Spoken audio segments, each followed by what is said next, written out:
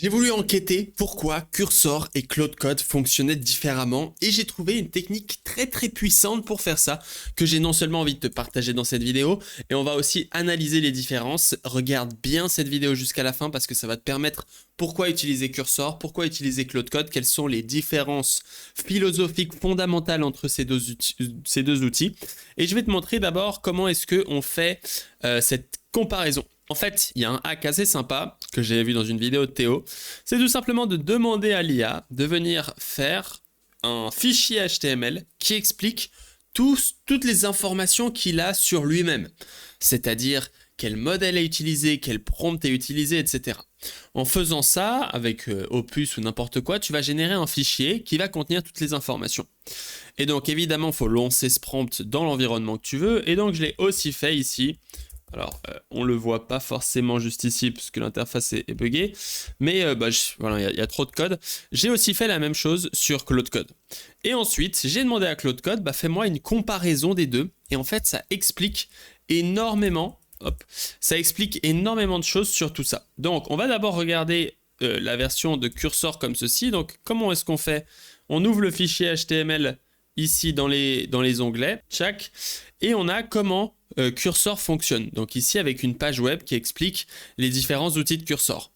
Et on va aussi pouvoir faire la même chose avec Claude Code. Et ensuite, si je mets Claude Code et Cursor à côté, on peut voir Claude Code et ici Cursor. Et donc voici les deux fichiers. Je te propose de venir les lire finalement séparément.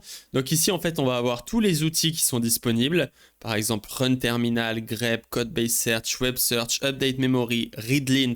Tu vois, ça c'est spécifique à Cursor. Ensuite on a ici les MCP. Et on a ensuite le système prompt. Donc par exemple comment il doit communiquer, comment il doit appeler des outils. Tu peux voir ici que il va ajouter des règles. Parallèle exécution, voilà, tu peux en lancer plusieurs en même temps. Code change, tu dois créer un requirement.txt. Alors je sais pas pourquoi il y a du code Python ici. Citing code, voilà comment il doit citer du code, donc avec ce start line, headline, filepath ou Python. Terminal file, avec ici comment est-ce qu'il doit faire le terminal. To do management. Ici, hover eagerness prevention, donc là c'est pour éviter que le modèle fasse n'importe quoi. Fais juste des changes nécessaires, n'ajoute pas, etc. Ne fais pas ça, ne fais pas ça. Code base exploration et front-end esthétique. On verra ça un peu plus tard, mais c'est intéressant. Et ensuite, ça c'est mes user rules. Et là, on a les environnements et c'est un peu terminé. Et la même chose avec Claude Code. Donc si je l'ouvre, on va avoir Communication Style. Donc là, on a un peu de différence. Short, concise, GitHub Flavorate, No Emoji, Professional Objectivity, Technical Accuracy, Prioritize over User Comfort. Et ensuite, ici, il y a les différents points qui ont été rajoutés juste ici. Donc voilà, comment faire du bon code. Minimal comment, avoid abstraction. Comment est-ce qu'il doit utiliser les outils? Donc là, par exemple, on peut voir qu'il a le task où il peut utiliser les specialized tools au lieu des bash commandes pour une meilleure expérience utilisateur et comment il doit référencer du code. Et là, on a un peu la même chose avec aussi les skills, toutes les commandes qu'on rajoutait. Donc le contexte est bien plus grand. On peut le voir ici. Et ici, il a aussi quel outil il peut lancer sans ton accord, les MCP serveurs qu'il a accès, la configuration sur toi, le système, le Git Safety Protocol pour éviter qu'il fasse des choses et la documentation. Alors, quelles sont les différences entre les deux et qu'est-ce qui fait que l'interface de Cursor change? Alors déjà, l'identité est différente. Claude Code, c'est un CLI first. Donc si on zoome, Anthropic Official tourne, il s'exécute sur le shell et il s'intègre à Any Editor. Alors que lui, c'est un Cursor IDE qui rentre avec le contexte, qui est designé pour un GUI workflow. Donc là, response philosophie, c'est différent. Claude Code, il a une professional objectivity et Cursor, il a une casual enters. Par exemple, ici, il vient préciser qu'il doit disagree quand il y a besoin, qu'il n'y a pas besoin d'emoji, etc. Alors que là, il lui dit traite l'utilisateur comme un expert, no AI disclosure. Donc on a quelque chose de très différent en fait sur la philosophie même du prompt. Tout est différent. Là, le file path un peu différent et c'est les seules différences en fait sur ça. Ensuite, on a les tools. Donc on a vu, c'est à peu près les mêmes. Il y a juste les tasks qui sont un peu supplémentaires ici et il y a la mémoire ici. Par exemple, l'unique feature de Claude Code, c'est tous les agents, le skill system avec toutes les commandes, et plan mode qui est aussi exclusive à Claude Code, alors que Cursor a une code-based search, donc qui permet de faire des natural language query, et il a la mémoire, qui est un peu différent. Et il garde aussi un state dans le terminal pour traquer les commandes. Et là, ça c'est très intéressant. Et c'est ça qui fait la différence dans la vidéo que j'avais fait récemment sur ma chaîne YouTube, que je savais pas vraiment expliquer pourquoi Claude Code et Cursor faisaient une interface différente. Et bah voici la raison. Cursor a un explicit anti-islop guideline qui lui dit qu'il doit être focus sur des magnifiques typographies, éviter les systèmes par défaut.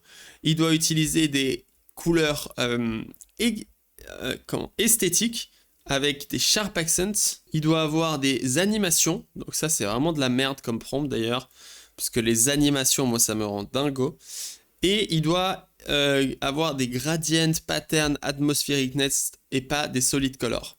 Et ça explique exactement, mais précisément, pourquoi quand ici, je viens dans modèle test et que je vais vite fait faire ça. Petite pause pour te dire qu'en allant sur le lien mlv.sh/ai, tu peux accéder à une masterclass gratuite Claude Code, mais pas que. Tu vas aussi pouvoir accéder à mon CLI qui contient toutes mes commandes, donc je les montre juste ici, mais tu vas avoir mes agents, mes commandes, mes hooks, mes output styles et toute ma configuration pour utiliser Claude Code comme un pro. Et tu vas aussi accéder à une formation, comme tu peux le voir juste ici, avec un petit sourdage et pas mal de leçons juste ici, conductor, masterclass, etc., etc. Tu vas pouvoir y accéder pour, par exemple, comprendre comment fonctionnent les agents. Pour ça, on va créer un agent, etc. Tu vas pouvoir accéder à toute cette formation totalement gratuitement en allant sur mlv.sh/ai. C'est une formation faite pour les développeurs qui veulent coder plus efficacement avec l'IA. On se retrouve là-bas. Donc quand on regarde l'interface que Cursor m'avait fait pour cette application, ça représente exactement ce qui est écrit ici. Donc, première chose qui est hard-codée dans le prompt de Cursor, hein, c'est le fait d'avoir un background de Nikkei comme ça, grade background et tout ça original. Et bien en fait, c'est ce qu'on peut voir juste ici. Gradient, pattern, c'est exactement ça. Pas utiliser des solid colors, c'est exactement ce qu'on a juste ici. Donc, c'est ce qu'on peut voir dans l'interface qui est là. Ensuite, typographie, on peut voir qu'il n'a pas utilisé les mêmes typographies par défaut. Donc là, si on regarde la font family, c'est Space Grotesque. Et je crois qu'il a utilisé Space Grotesque partout. Donc tu vois qu'il a changé toute la font family par défaut. Ensuite, les animations. Alors les animations, il n'en a pas trop fait. Je crois que, à part le petit generate ici, voilà, typiquement ça. Moi, je déteste ça. Moi, je déteste ça. Même le background ici, ça fait très islop. Mais d'après Cursor, c'est pas islop. Et aussi, voici un petit peu les différences. Et si je compare avec l'interface de Claude Code, eh ben, elle est beaucoup moins opinionated. Elle est beaucoup plus simple. Elle respecte ce que j'ai dit. Et là, c'est aussi intéressant de se dire, c'est qui le plus beau ici ? On pourrait dire que c'est lui parce que c'est plus original, c'est plus intéressant. Mais en fait, quand on s'intéresse au prompt que j'ai fait, donc là, si je vais chercher mon petit prompt, on se rend compte que celui qui écoute mon prompt, c'est Claude Code. Donc ici, blablabla, bla, bla, bla, et si là, je fais le style, clean, minimal, like Midjourney. Maintenant, je te mets au challenge de me comparer Midjourney à ces deux applications. Donc évidemment, il y a une merde d'applications qui sponsorisent le mot Midjourney, je les déteste. Donc là, quand on regarde l'interface de Midjourney et l'interface ici de Claude, c'est similaire. Enfin, c'est sleek quand on regarde la création juste ici. Alors, je crois que j'ai fait des conneries ici. Mais c'est sleek, etc. Alors que là, ça n'a rien à voir avec Midjourney. Donc là, on peut voir en fait que Cursor respecte pas mon prompt et vient override mon prompt avec ça. Alors que moi ici, j'ai envie d'un style clean, minimal, etc. Et donc pourquoi ? Bah, c'est à cause de ceci, ce front-end esthétique guideline qui est envoyé partout.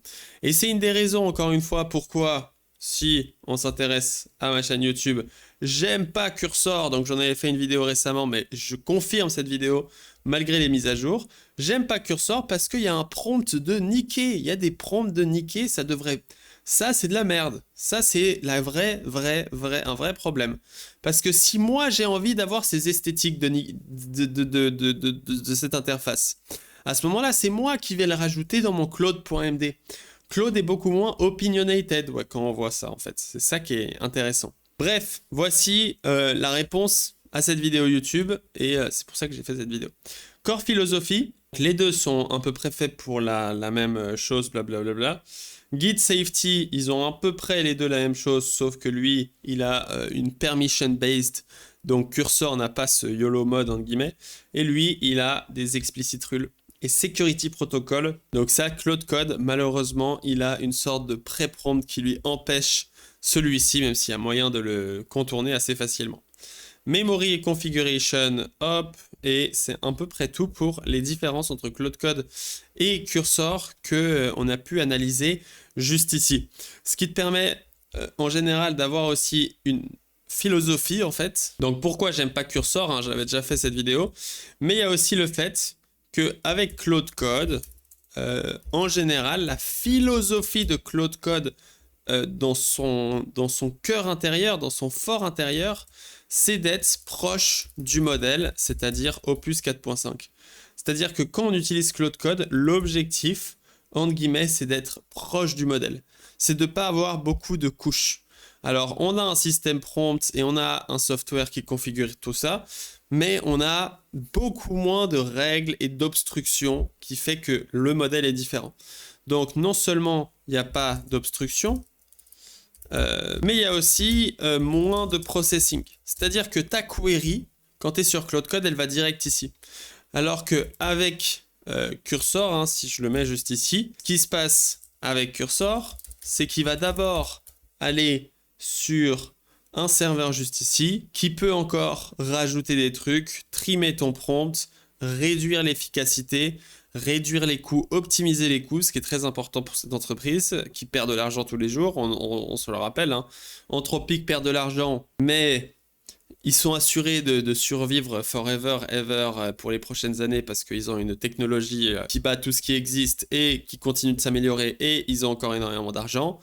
Cursor, ils ont un IDE de niquer qui fait des dramas tous les jours sur Twitter. Alors, ils ont une très bonne adoption, j'ai rien à dire. Mais si Google décide de faire un super IDE de la mort qui marche vraiment, on pourrait imaginer la fin de Cursor parce qu'ils n'ont pas l'argent, c'est une entreprise privée. Donc, ils peuvent pas imprimer. Ici, de toute façon, c'est Google qui va gagner tout ça. On en a déjà parlé dans une autre vidéo. Google est parti pour tout gagner. Mais voici un petit peu la différence qu'on a juste ici. Ok, voilà, j'ai trouvé. Alors, je vais quand même vous montrer comment j'ai trouvé ça. C'est très drôle. Hein. J'ai utilisé Perplexity, qui est vraiment cool pour chercher des infos. Et j'ai dit, quelle page permet de montrer la comparaison de blablabla. Ensuite, je lui ai réexpliqué un petit peu tout ça. Et il a réussi à me trouver un fichier PDF qui contient le graphique. Perplexity est un génie. Hein. Vraiment, c'est une très bonne IA. Si vous avez un abonnement Revolut, vous avez gratuitement. Bref. Ici, on peut voir ça juste ici. Player in the high value chain differ blablabla. Donc, dans le high field juste ici, on peut voir tous les différents acteurs et Google est bien parti pour être le gagnant parce qu'il a tout. Donc ici, on lui rajoute un IDE et c'est le king des kings, tu vois. Alors que si on compare avec Cursor, hein, Cursor, il a une application et il n'a pas de frontière modèle. Il n'a pas de Cloud Inference et il n'a pas de Accelerator Hardware. Donc Cursor a rien. Mais ils ont des milliards. Autant de milliards que des entreprises comme Anthropic. Alors qu'Anthropic est bien mieux placé sur la Iris. Bon voilà, c'était un petit aparté de fin de vidéo. J'espère que tu as kiffé. Mets-moi un commentaire. On se dit à bientôt. Ciao, ciao.